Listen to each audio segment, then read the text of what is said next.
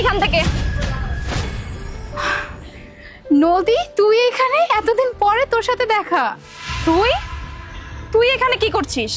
আমি তো এখানে একটা প্রপার্টির কাজে। কি ব্যাপার নদী, তুমি কি তাকে চেনো, মানে পরিচিত? হ্যাঁ, আমরা একসাথে লেখাপড়া করতাম কলেজে।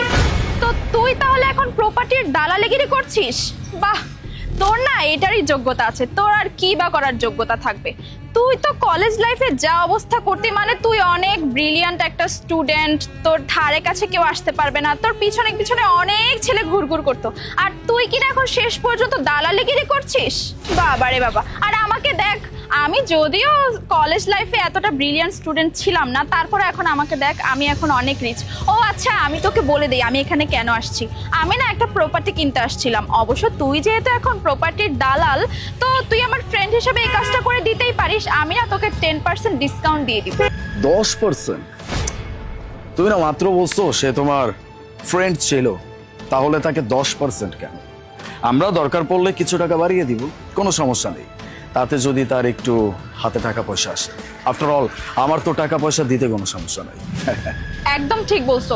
ও বাই দ্য ওয়ে, তোকে তো পরিচয় করিয়েই দেই নাই, এটা হচ্ছে আমার বয়ফ্রেন্ড। তুই জানিস আমার বয়ফ্রেন্ড না অনেক রিচ, প্রতি মাসে 5 লাখ টাকা ইনকাম করে।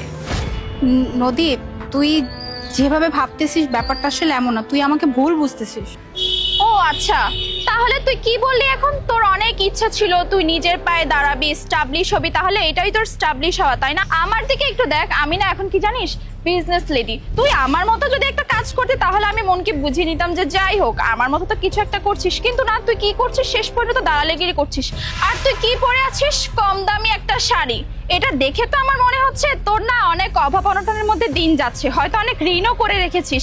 আচ্ছা শোন, যাওয়ার সময় না আমার কাছ থেকে কিছু টাকা নিয়ে যাস, তোর অনেক হেল্প হয়ে যাবে। আর শোন, তুই যদি কোনো প্রবলেমে পড়িস না, তাহলে আমার কাছ থেকে কিন্তু হেল্প চাইতে পারিস। নদী, মানে তোর মুখে কি কোনো কথা আটকায় না?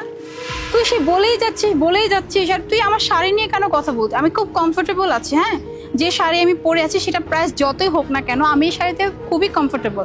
আর তুই কি বললি, হ্যাঁ আমার যদি কখনো কোনো দরকার হয় বা কোনো টাকা পয়সা দরকার হয় যেন আমি তোর কাছ থেকে নিয়ে নেই। আমার না এসবের কিছু দরকার নাই। আর তোকে তো দেখে মনে হচ্ছে তোর নিজের কিছুই নাই, সবটা তোর বয়ফ্রেন্ডের।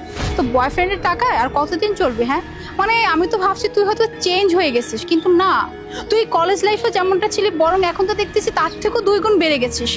আর একটা কথা, তুই খুব ভালো করে জানতি যে কলেজ থেকেই না আমার একটা অ্যাম্বিশন ছিল, সেটা হচ্ছে আমি নিজে এস্টাবলিশড হব, নিজের পায়ে নিজে দাঁড়াবো।